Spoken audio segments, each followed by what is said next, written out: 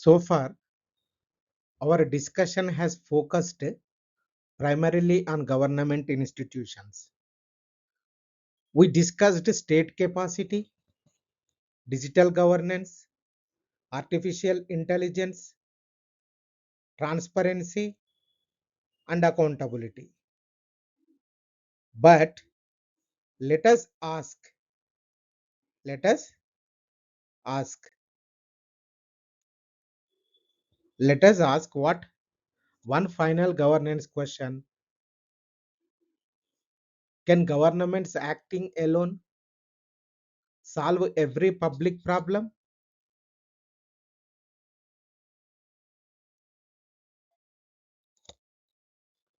Can every school be improved only by the education department? Can every village be transformed only by the district administration? Can every welfare program succeed without citizens? The answer is no. Modern governance has recognized one important reality: citizens are not merely beneficiaries. That is the reality. They are partners in governance. This idea lies at the heart of participatory governance. Why this chapter is ultra probable for Mains 2026? This is decentralization and the three F's. This is democratic deepening. So why this chapter? Participatory governance chapter, ultra probable for 2026 Mains. Why? On the 1st February 2026, the report of the 16th Finance Commission was tabled in Parliament, and local bodies sit at the center of its recommendations. Alongside it, debates on PESA implementation, women's leadership in panchayats, aspirational blocks, and digital local governance all point towards one larger transformation, that is, government is increasingly moving from centralized administration towards collaborative governance. So this is why UPSC continue to ask questions on local governance, decentralization, and citizen participation. Decentralization, citizen participation. From representative democracy to participatory democracy. What is this? Democracy does not end with elections. Voting is only the beginning. Representative democracy allows citizens to choose their representatives. Then participatory democracy allows citizens to influence public decisions between elections. So citizens participate through Gram Sabhas, water committees, social audits, public consultations, and community monitoring. So government does not become weaker when citizens participate. Government becomes stronger because public trust and policy effectiveness increase through participation. So comes to the democratic decentralization. What is the democratic decentralization? The constitution recognizes that governance should not remain concentrated only at the union or state level. This philosophy found expression through the 73rd and 74th constitutional amendments. The objective was simple: bring governance closer to citizens. Panchayats and municipalities are therefore not merely local bodies, they are constitutional institutions of self government. So, the real objective of decentralization is not administrative convenience, it is democratic participation. So, that is why 73rd and 74th amendments happened. Objective is democratic participation, not administrative convenience. So what is the three F's? However, creating local institutions is only the first step. Can panchayats function effectively without powers? Can municipalities deliver services without finances? Can local governments implement schemes without staff? This is why the second Administrative Reforms Commission and successive finance commissions have repeatedly emphasized three F's. What are the three F's? That is functions, finances, and functionaries. So real decentralization requires all these three: functions, finances, functionaries. So giving responsibilities without financial resources creates unfunded mandates. Giving finances without trained personnel creates implementation gaps. Giving institutions without authority creates a symbolic decentralization. So these F's are needed. Democratic decentralization is meaningful only when powers, resources, and personnel are developed together. Democratic decentralization meaningful only when powers, resources, personnel are devolved together.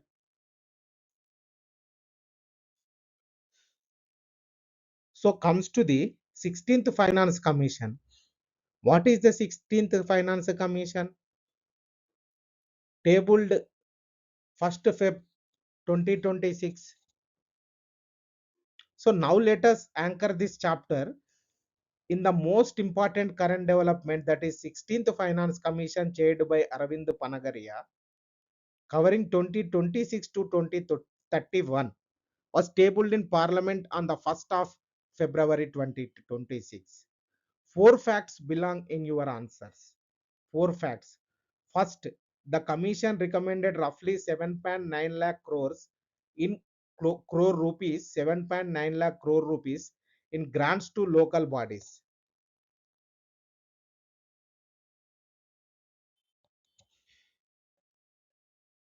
About 4.4 lakh crore for rural bodies and 3.6 lakh crore for urban bodies. The second one, the urban share has been raised significantly, recognizing India's accelerating urbanization. Third one, grants are split 80% basic and 20% performance based. 80% basic, 20% performance based, rewarding own source revenue growth. Rewarding own source revenue growth. And fourth one, and this is the governance heart of it, grants are conditional on three entry level criteria. What are the three entry level criteria? Duly constituted local bodies, duly constituted local bodies, publication of audit accounts in the public domain, and timely constitution of State Finance Commission. So why do these conditions matter? Why do these conditions matter? Because the commission itself observed the panchayats depend on grants for over 90% of their revenue, and municipal borrowing remains negligible. So physical decentralization without fiscal accountability is incomplete. The 16th Finance Commission has shifted local body finance from entitlement to performance. The 16th Finance Commission has shifted local body finance from entitlement to performance. That sentence can anchor an entire answer. So, for example, the Kerala People's Plan, that is flagship example, the Kerala People's Plan 1996. If you need one example of decentralization, done seriously. For remember 1996, Kerala launched the People's Plan campaign, devolving roughly a third of the state's plan funds to local governments and asking Gram Sabhas themselves to identify needs and prepare local plans. Lakhs of citizens participated in planning exercises. Volunteers and officials were trained as resource persons. Local institutions learned by doing budgeting, prioritizing, executing. Then, 3 decades later, Kerala's local governments consistently rank among the strongest in the country.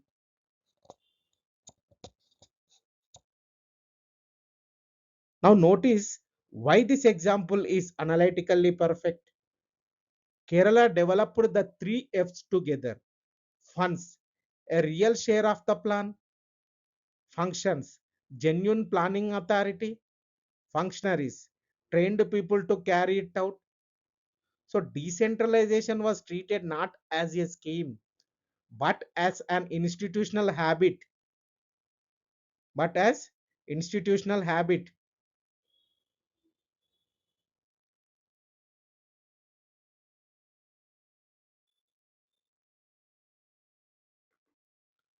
That is the difference between symbolic and substantive decentralization. Comes to the local governance opportunities and challenges. What are the local governments? Local governments understand local realities better than distant institutions. They improve participation, last mile delivery, social accountability, and contextual decision making. They improve participation, they improve last mile delivery, they improve social accountability, they improve contextual decision making. However, they also face important challenges. What are the challenges?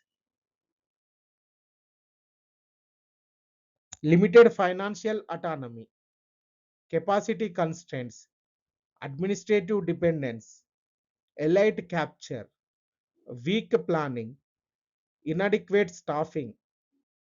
And one important example is the Sarpanch Pati phenomena. Sarpanch Pati phenomena. Political reservation has significantly increased women's representation. However, in some cases, male relatives informally exercise decision making authority. This reminds us that political empowerment must be accompanied by social and institutional empowerment. Comes to the PESA and local governance. Governance, not all communities experience governance in the same way.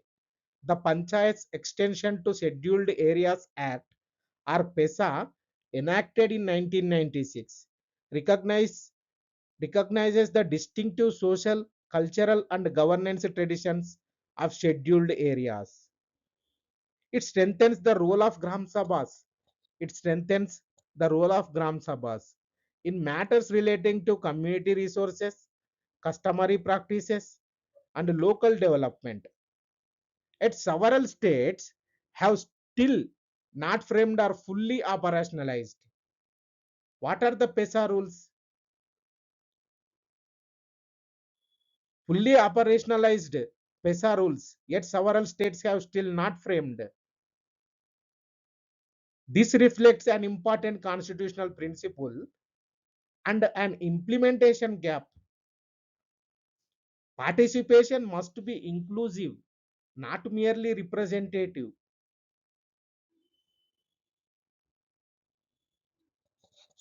That is the difference between symbolic and substantive decentralization.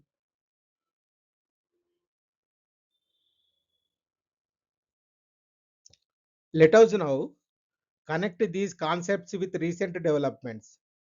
What are the recent developments?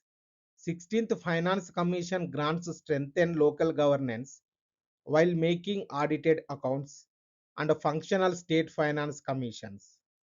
16th Finance Commission Grants, 16th Finance Commission grants strengthen local governance while making audited accounts and functional state finance commissions. A precondition, accountability built into finance. Comes to the aspirational blocks program. Aspirational blocks program demonstrates how district and block level planning, data,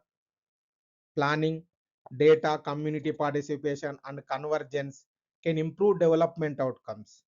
Comes to the digital panchayats.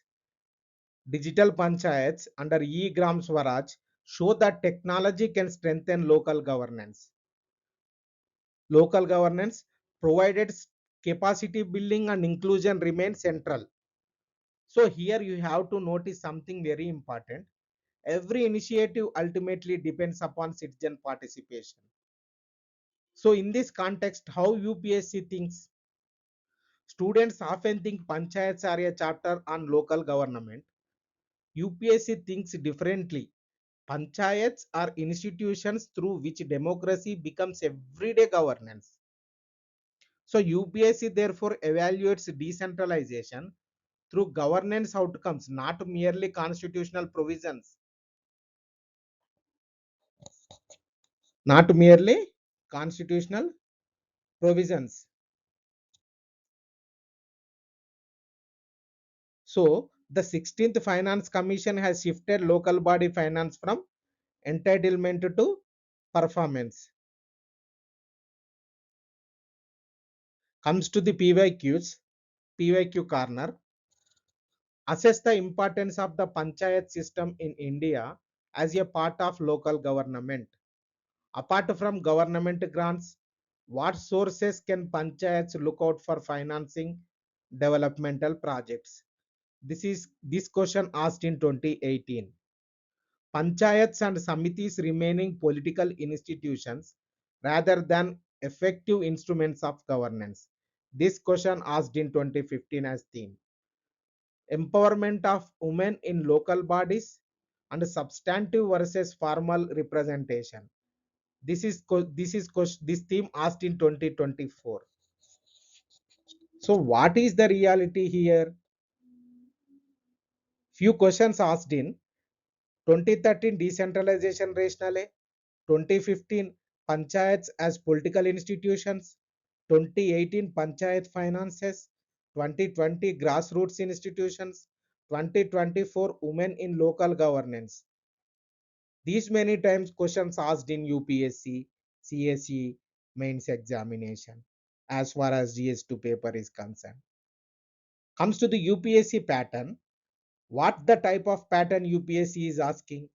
The examiner has moved from constitutional provisions, 73rd, 74th amendments to functioning, finances, capacity, elite capture, women's substantive leadership.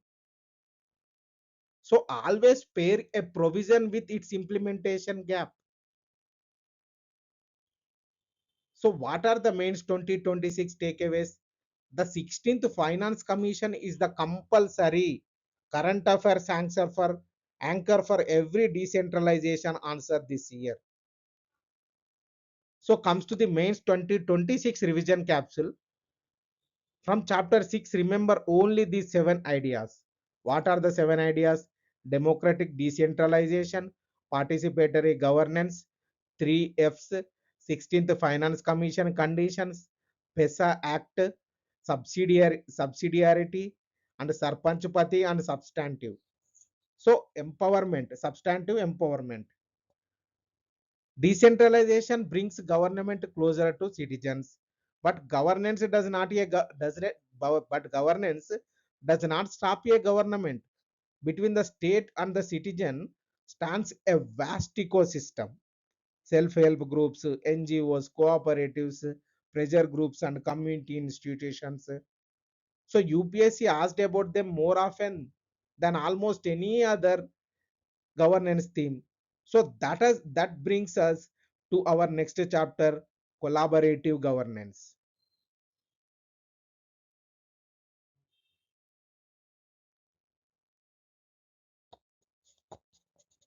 SHGs, NGOs, and civil society.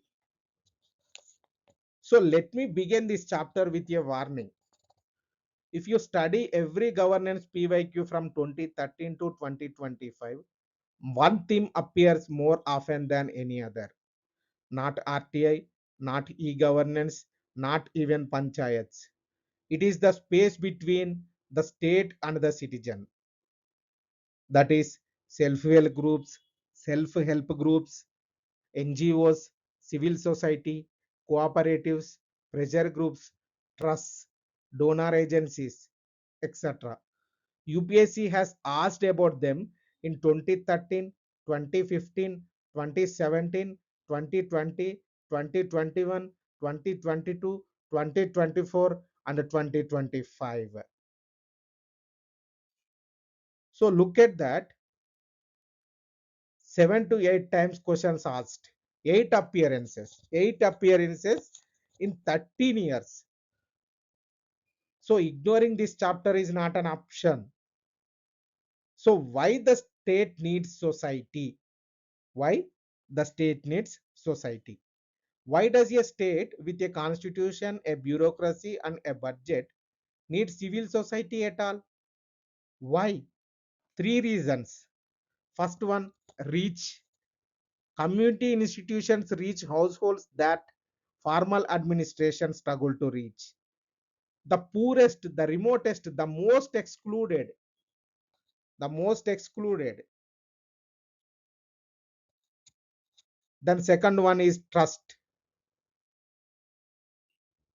A neighbor who runs an SHG meeting carries a credibility that no circular can carry. Then third one, voice. Civil society converts private grievances into public issues. Think of how the RTI Act itself was born from the MKSS movement in rural Rajasthan. So the state provides a scale, society provides a trust. Good governance requires both. The state provides a scale, society provides a trust. Good governance requires both. So comes to the self-help groups. This is India's quiet revolution. Now the single most tested institutions in this space, that is the self-help groups. And SHG is a small voluntary association, typically of women who pool savings, lend to one another, and links to banks through SHG bank linkage program pioneered by NABARD under the Deen Dayal Antyodaya Yojana National Rural Livelihood Mission. This has become the world's largest women's community institution network. Over 10 crore rural women households have been mobilized into more than 90 lakh SHGs. Cumulative bank credit to these groups since 2013 exceeds 11 lakh crore rupees. And under the Lakpati Didi initiative, around 1.5 crore SHG women had achieved a sustainable annual household income of at least 1 lakh rupees by mid 2025 against a target of 3 crore. But to not stop at the numbers, the governance significance is deeper. SHGs build social capital, the trust, networks, and collective capability. The second ARC identified as the foundation of collaborative governance. They have become delivery partners, bank sakis, krishi sakis, drone didis, community kitchens, pandemic time mask production. These are all the things happened through SHGs. So comes to the critic side. Critic side matters also equal in the answer writing. Uneven comes to the critics. Uneven quality across states. Loan sizes still too small for enterprise. Market linkage is weak. Risk of debit stress. where groups are formed for targets, not solidarity. Market linkages weak, risk of debit stress, where groups are formed for targets, not solidarity. So a balanced answer carries both columns. Balanced answer carried both columns. 90.9 lakh, 11 crore till now, 1.48 crore Lakpati Didis against 3 crores. Delivery partners, SHG bank linkage provided by NABARD, balanced critic. So then the flagship example. What is the flagship example? Kudumbashree, social capital and institutionalized. So, and if this entire chapter had to be compressed into one name, it would be Kudumbashree. Launched by Kerala in 1998. It is today one of the largest women's networks in the world. Over 45 lakh members. Over 45 lakh members. Its architecture matters. Three tiers: neighborhood groups at the base, area development societies at the ward level, community development societies at the panchayats or municipal level, formally linked to local governments. That linkage is the genius. Kudumbashree is not parallel to the panchayat, it works through it. The results go far beyond thrift and credit. Enterprises, including the Cafe Kudumbashree chain, delivery partnerships with government programs, community councillors, frontline response during the 2018 floods, women moved from beneficiaries to governance partners. Kudumbashree is social capital, institutionalized. When a civil society answer needs one concrete name, you can write Kudumbashree.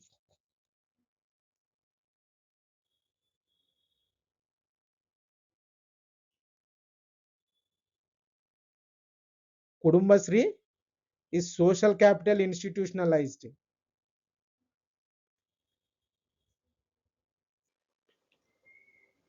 Then we are moving to NGOs and the regulation question. NGOs, non-governmental organizations, they perform three roles: service delivery, running schools, clinics, shelters. Three roles. One is service delivery, and the second one is innovation, and the third one is advocacy. Comes to the service delivery. Under the service delivery, running schools, clinics, shelters, and comes to the innovation part, piloting models, the state latter scales it. Then comes to the advocacy part, holding the state accountable, holding the state accountable. But NGOs also face a regulation debate. Why? Because foreign funding is governed by the Foreign Contribution Regulation Act, tightened by the 2020 amendment, mandatory SBI New Delhi account, lower administrative expense caps, restrictions on subgranting. Thousands of FCRA registrations have been cancelled or allowed to lapse over the last decade. Comes to the government part. Government's argument is transparency and national security. But the sector's argument is what? Compliance burden is shrinking legitimate grassroots capacity. As far as UPSC is concerned, for UPSC, the framing is regulation. Yes. Strangulation? No. An accountable civil society needs clear rules, fair enforcement, and functioning appeal mechanisms. So that is the need of the hour. Comes to the FCRA tightening. Transfer government argument is transparency and security. Sector argument, compliance burden, shrinking grassroots capacity. So regulation is yes, strangulation no, the balanced FCRA line. So this is the thing, and comes to the wider ecosystem. Wider ecosystem. Never write only about NGOs. The examiner canvas is wider. Cooperatives, the 97th Amendment, a dedicated Ministry of Cooperation since 2021, and the drive to establish multi-purpose PACS in every panchayat. Farmer producer organizations aggregating small farmers for markets, resident welfare associations, the civil society of urban India, pressure groups from environmental movements to industry associations, shaping policy between elections. Pressure groups are comes to the social responsibility. Corporate social responsibility under Section 135 of the Companies Act 2013, the mandated 2% that channels private resources into public goods. And then comes to public trust and philanthropy. Public trust and philanthropy, which UPSC touched in 2024. The unifying idea is collaborative governance. The state steering society rowing alongside, that is collaborative governance. And how UPSC thinks, students often think SHGs are an economic topics and NGOs a current affairs topic. But UPSC thinks differently. Both are tested as instruments of governance, participation, last mile delivery, accountability, empowerment. The examiner's favorite move is the debate question, like, can civil society offer an alternative model of service delivery? You have to write an answer with balance. Complementary, yes. Alternative to the state, no.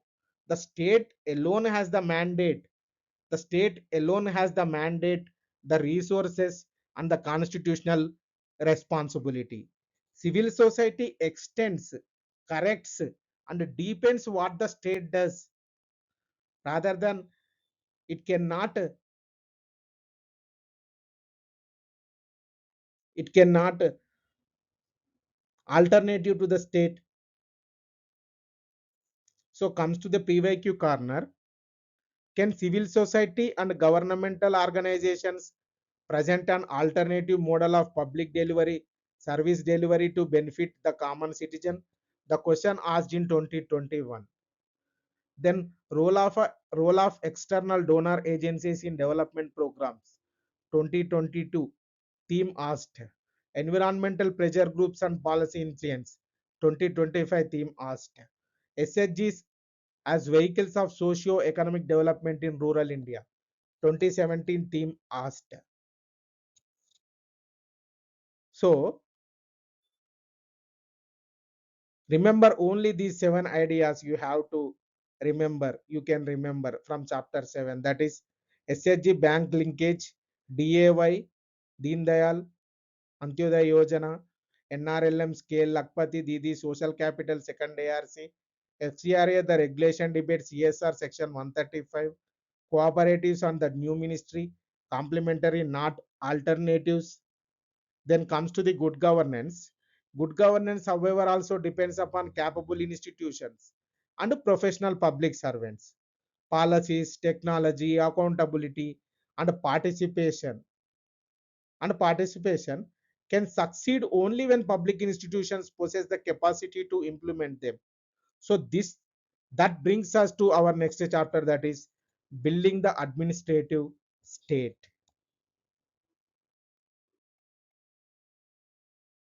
Building the administrative state. Civil services capacity and administrative reforms. So over the past 7 chapters, we have discussed how governance should function. We, we spoke about better policies, citizen-centric services, data, artificial intelligence, accountability, democratic participation, and civil society. But now, one final question remains. What is that final question? The question is, who will implement all these ideas? Who will translate constitutional promises into everyday public outcomes? The answer is public institutions. And at the heart of those institutions stand the civil services. However, modern governance demands much more than an efficient bureaucracy. Modern governance demands much more than an efficient bureaucracy. It requires capable institutions. It requires professional leadership. It requires continuous learning. It requires ethical administration. And it requires outcome oriented governance. So, this chapter is therefore about building the administrative state of the future. So, why this chapter is ultra probable for mains 2026? Recent discussions on Mission Karmayogi, recent discussion on recent discussions on lateral entry, recent discussions on capacity building, recent discussions on performance management, technology enabled administration, and administrative reforms all point towards one larger transformation. So governance is no longer judged by how many rules government follows. It is judged by the outcomes. Outcomes government delivers. This shift from rule-based administration to performance-oriented administration defines modern public administration. So the evolution of public administration. What is the evolution? What is the evolution of administration? Public administration has evolved through three broad stages. The first stage was regulatory administration. In the regulatory administration, the primary role of government was maintaining law and order, collecting revenue, and enforcing laws. And then second stage. What is the second stage? That is development administration. After independence, government became the principal driver of economic development, poverty reduction, education, health, and social justice. Today we have entered the third stage, that is governance administration, coordinating many actors.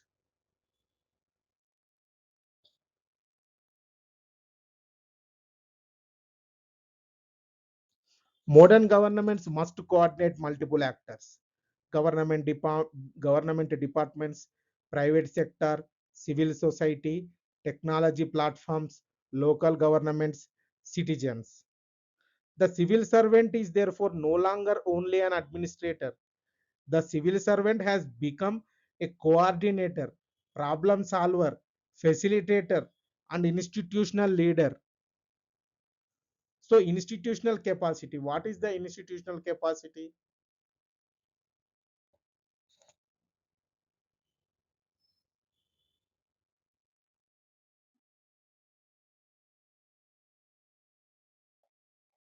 Throughout this marathon, we have repeatedly discussed state capacity. Now, let us understand institutional capacity. An institution does not become effective merely because a law creates it. Institutional effectiveness depends upon competent people, clear processes, adequate resources, technology, leadership, organizational culture, and continuous learning. Strong institutions create predictable governance. Weak institutions create implementation uncertainty. So institutions succeed not because they possess authority. Institutions succeed but because they possess capacity, not because they possess authority, but because they possesses capacity. That is why. So comes to the generalist, specialist, and the lateral entry part. Institutions succeed not because they possess authority, but because they possesses capacity. So citizen-centric administration, professional civil services, ethical governance, institutional accountability. These are second ARC's four continuing principles. So we are moving to the generalist, specialist, and lateral entry. One of the most important debates, one of the most important debates in contemporary public administration concerns generalists versus specialists. Generalist civil servants bring administrative experience, coordination, policy integration, and institutional continuity. But specialists bring domain expertise, technical knowledge, scientific capability, and innovation. So modern governance does not require choosing one over the other. It requires bringing both together, both generalists or specialists. This is why the debate on lateral entry has gained importance. Supporters argue that specialized expertise can strengthen policy making in complex sectors such as technology, health, energy, and finance. But critics caution that reforms must preserve neutrality, merit, reservation principles, institutional coherence, and accountability. So, for UPSC, the balanced conclusion is clear. Administrative reform must combine professional expertise with the constitutional ethos of the permanent civil service. So comes to the mission Karmayogi. As far as reforms is concerned, mission Karmayogi. India's most significant civil service reform initiative in recent years is Mission Karmayogi. The national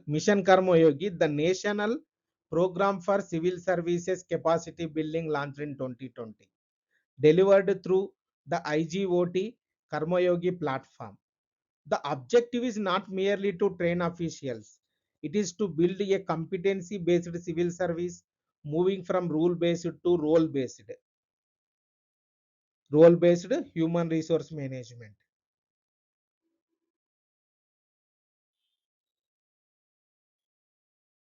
This represents an important shift from seniority towards competence, from training towards continuous learning, from process orientation towards outcome orientation, from individual departments towards whole of government capability. Notice something important here. Mission Karmayogi is ultimately about institutional capacity, not merely an individual capacity. So administrative reforms. What are the administrative reforms? The second administrative reforms commission made an important observation. Administrative reform is not a one-time exercise. It is a continuous process. Across its reports, the commission consistently emphasized four broad principles. That is, first one, citizen-centric administration. Second one, professional civil services. Third one, ethical governance. And fourth one, institutional accountability. These ideas continue to shape administrative reform even today.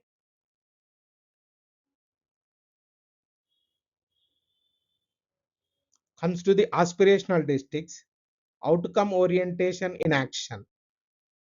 This is flagship example. Aspirational districts. What does outcome oriented administration actually look like? The aspirational district program launched by Niti Aayog in 2018. It identified 112 districts. It identified 112 of India's most backward districts and changed the question being asked of them. Not how much did you spend, but how much did you move? Districts are ranked every month on a Delta ranking, improvement on real time indicators across health and nutrition, education, agriculture, financial inclusion, and basic infrastructure. The method rests of three C's. What are the three C's? Convergence, competition, collaboration. Convergence. What is convergence? Convergence of schemes, competition among districts, collaboration with states and partners. Young officers were empowered to innovate, and the model has since been extended to aspirational districts, aspirational blocks. Young officers empowered model extended to aspirational blocks. The lesson for your answer: when administration is measured by outcomes, administration reorganizes itself around outcomes. When administration is measured by outcomes, administration reorganizes itself around outcomes. So, the civil servant of the future. What is the civil servant of the future? What qualities will tomorrow's civil servant require? Certainly integrity. But integrity alone is no longer sufficient. Modern governance demands constitutional commitment, professional competency, technological literacy, evidence-based decision making, collaborative leadership, communication skills, adaptability, and lifelong learning. The future administrator must understand not only land policy, but also data, artificial intelligence, public finance, community participation, and behavioral change. The role has expanded from file management to system management. How UPSC thinks? Students often think civil services is a chapter about recruitment, but UPSC thinks differently. Civil services represents the institutional capacity of the state. Similarly, Mission Karmayogi is not merely a training program. It is an administrative reform aimed at improving governance outcomes. So UPSC therefore evaluates civil service reforms through their impact on citizen-centric governance, institutional effectiveness, and public service delivery. So institutions succeed not because they possess authority, but because they possess balance. So comes to the PYQ corner. Institutional quality is a crucial driver of economic performance. In this context, suggest reforms in civil service for strengthening democracy. This question asked in 2020. Integrity in public service. This theme asked in 2024. Traditional bureaucratic structure versus the demands of development administration. This theme asked in 2016. 2014, the 2014 cadre system they asked. 2016 traditional bureaucracy they asked. 2017 civil services reforms. 2020 institutional quality. 2024 integrity. 2025 civil society and state UPSC state. So comes to the UPSC pattern of the question asking. UPSC has shifted from bureaucracy to institutional capacity. That is why Mission Karmayogi becomes extremely important. So civil service reforms answers should always discuss competence, neutrality, integrity, technology, outcome orientation, and citizen centricity. Citizen centricity. Revision capsule as far as 7 ideas from this chapter: institutional capacity, governance administration, generalist and specialist, lateral entry, mission karmayogi, second ARC principles, outcome oriented administration. So we have now completed our journey through governance. Notice something remarkable. What is that remarkable thing? Although we discussed policies, technology, data, artificial intelligence, RTI, Panchayat, civil society, and civil services, they all point towards one common objective, that is, transforming constitutional ideals into public outcomes. But before we conclude, one final task remains. How does UPSC expect you to convert this all this understanding into high scoring GS2 answers? That brings us to our final chapter, the governance war room.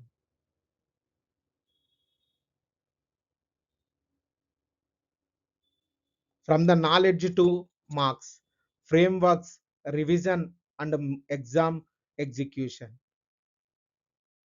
So this is not a content chapter. This is exam simulation. You have now completed the entire governance marathon. You understand state capacity, citizen centric governance, digital governance, artificial intelligence, transparency, civil society, and administrative reforms. But one final challenge remains: the examination hall. Knowledge alone does not produce marks, execution does. Suppose on the 21st of August, UPSC asks an entirely new governance question, one you have never seen before. Can you still write a high scoring answer? How? If your preparation depends only upon memorizing facts, the answer is probably no. But if you understand how UPSC thinks, the answer becomes yes. So, welcome to the governance war room. How UPSC thinks about governance. For UPSC, governance is the bridge between the constitution and the public administration.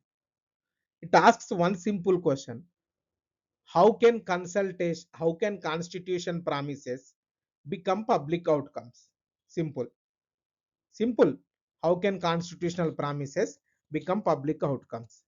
Whether the topic is RTI, whether the topic is AI, panchayats, SHGs, civil services, or data protection, whatever it may be, UPSC is asking the same underlying question: can institutions deliver better governance? That is the governance lens. So what, that is the Metis governance wheel. Now let me give you the framework that answers almost every governance question. This is called as the Metis governance wheel. Whenever you analyze a governance issue, evaluate it through 7 dimensions.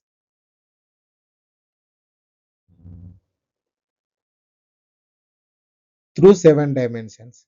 First, state capacity. First, state capacity. Second, citizen centricity. Third, transparency and accountability. Fourth, participation.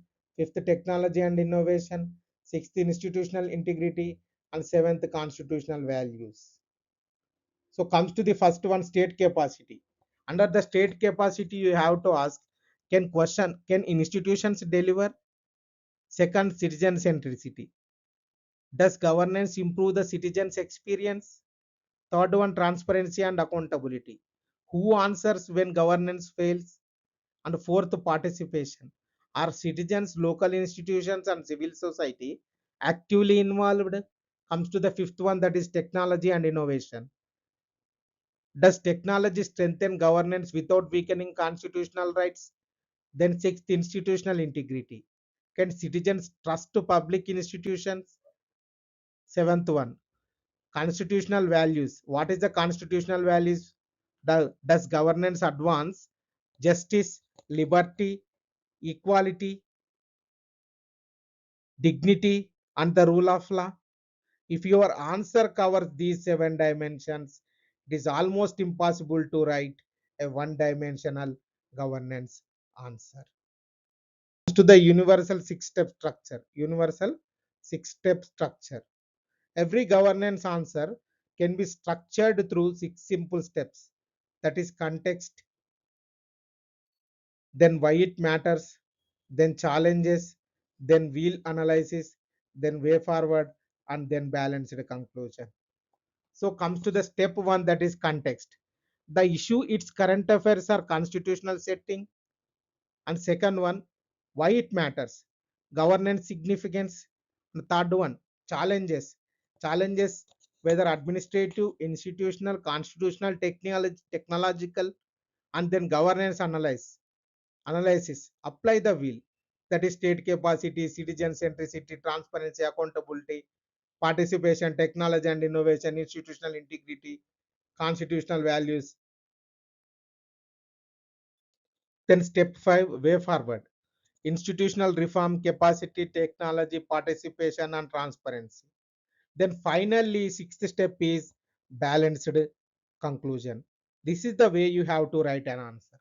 Balanced conclusion. Under the balanced conclusion, you have to give good governance, constitutional morality, citizen dignity, or Vikasit Bharat 2047, extra, etc. These type of six 6 step structure for your answer writing, every governance answer writing. So this is the way you have to write an answer. Then we are moving to the next thing, that is rapid revision. 25 golden keywords. 25 golden keywords. What are the state capacity, citizen centricity, Sevottam, street level bureaucracy, interoperability, digital public infrastructure, data governance, data sovereignty, algorithmic accountability, digital constitutionalism, transparency, accountability, institutional integrity, social audit, citizen charter, subsidiarity, 3Fs, social capital, collaborative governance, mission Karmayogi, lateral entry, outcome orientation, whole of government, constitutional morality, and public trust. These 25 golden keywords you have to use in your answers. Data governance. If these 25 concepts are clear, nearly every governance question becomes manageable. If these 25 are clear, nearly every governance question becomes manageable. Then comes to the final thing, that is current affairs map. What is the current affairs map? What is the current affairs map?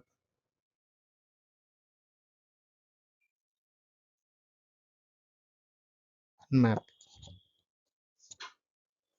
One map. So now you can revise this and the year's developments through themes, not dates, as far as current affairs is concerned. Citizens centric governance. Let's say example, citizens centric governance. Manamitra, NESDA, Bashini, PMW, Vani. And then comes to the digital governance. In digital governance, DPDP rules November 2025, DPB and Data Protection Board established, and DPI at the rate 2047, DPI 2047 at the rate, then UPI, DigiLocker, account aggregator, and comes to the AI part, India AI mission, deepfakes, platform governance, and comes to the transparency. Transparency RTA 20, 4.1 lakh pendencies, 4.1 lakh, 4 lakh pending appeals in 98% penalty gap,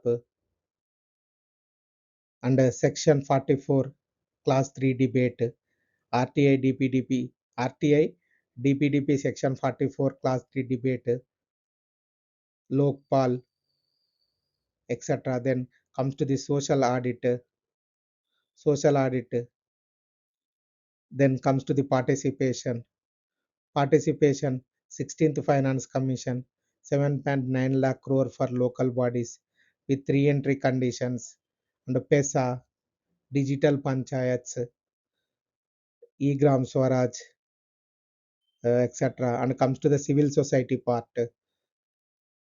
10 crore women in SHG, around 1.5 crore Lakpati Didis, FCRA debate, CSR.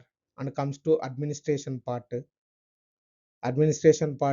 mission Karmayogi, lateral entry, aspirational blocks, etc. And one map, 7 themes. Every anchor you need. Revise 7 themes every anchor. So revise it through themes, not dates. Current affairs, revise it through themes rather than dates, under the themes. So this is the way you have to revision and update and integrate current affairs. based on themes, 7 themes: citizen centric administration, digital governance, AI, transparency, participation, civil society, and administration. Under those themes, you have to prepare current affairs. And then we are moving to next one, that is the universal introduction. Universal introductions and conclusions also. So memorize the pattern, adapt the words. First one, governance is ultimately measured not by policy announcements but by citizen outcomes. These are introductions, 10 universal introductions. Second one, the constitution establishes institutions. Governance determines how effectively they translate constitutional values into public outcomes. And the third one, in a constitutional democracy, technology is valuable only when it strengthens transparency, accountability, and citizen dignity. And the fourth one, India's governance challenges has shifted from designing policies to implementing them at the last mile. Sixth one, decentralization brings the state closer to its citizen. Participation brings the citizen closer to the state. And the seventh one, the state provides scale, security provides trust. Eighth one, data has become the new foundation of administration and its governance the new test of constitutionalism.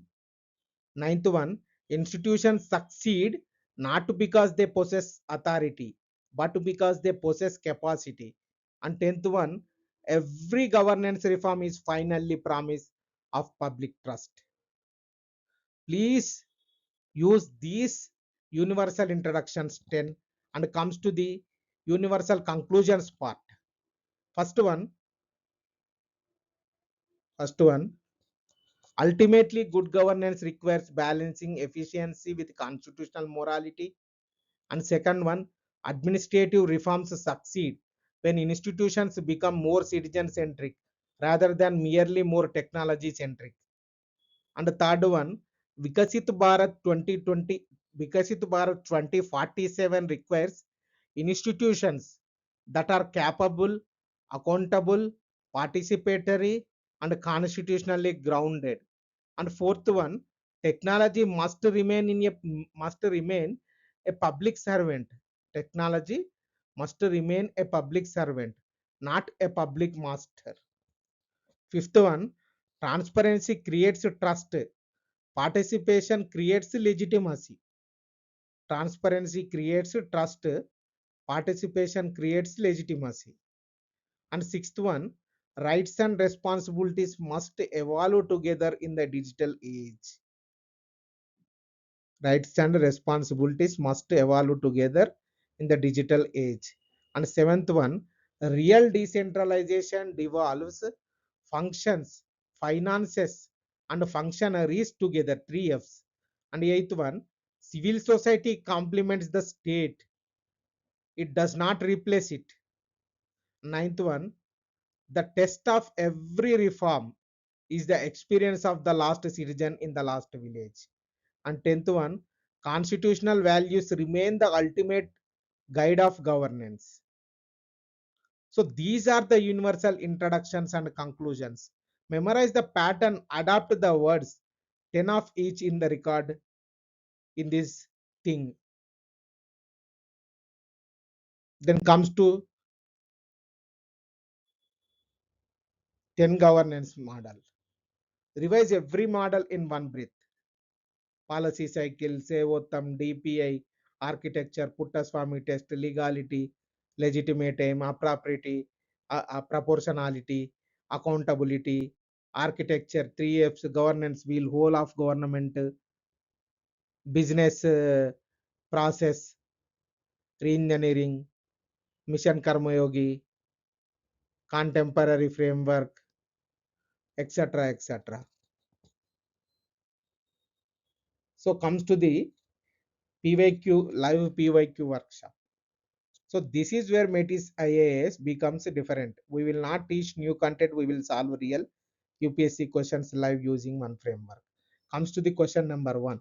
E-governance projects have a built-in bias towards technology rather than public service delivery. Critically examine. This is the question 2025 style. So in this, do not write about technology. Ask the wheels question. Citizen centricity, accessibility, accountability, digital exclusion, constitutional values. Add NESDA, then second ARC, then business process re-engineering, and conclude with digital first, never digital only. This is the way you have to write an answer. Then Panchayati challenges. Discuss the challenges before Panchayati Raj institutions. First and foremost, you have to write three F's, then 16th Finance Commission conditions, then elite capture, PESA gaps, and entitlement performance conclude with. And comes to the question number 13, the 2013 Citizen Charter question.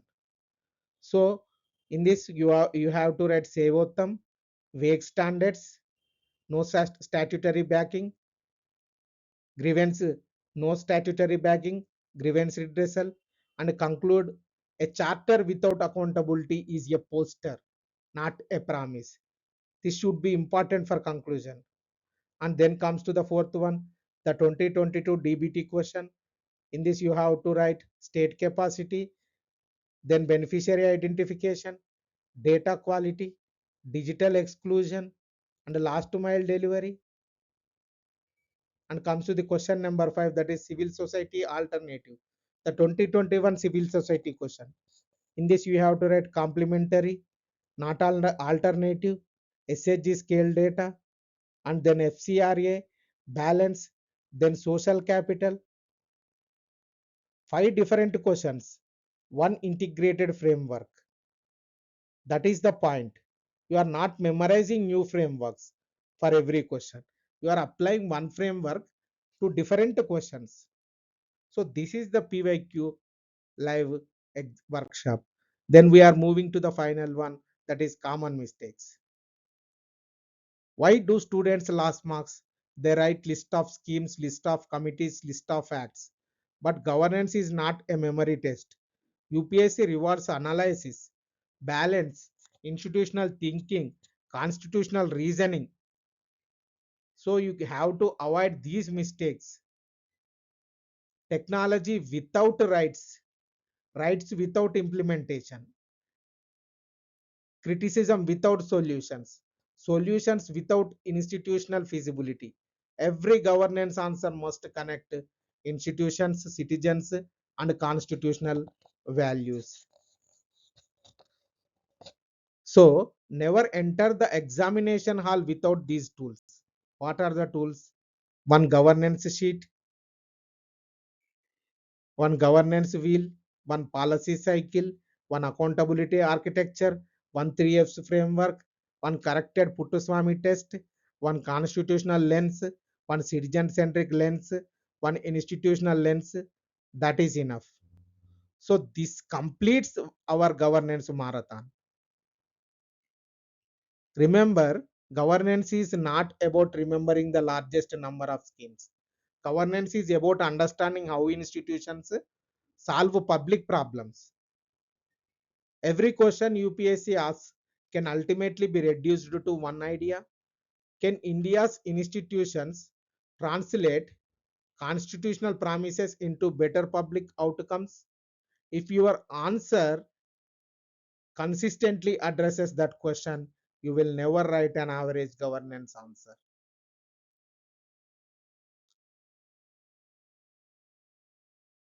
Can India's institutions translate constitutional promises into better public outcomes? That is the question.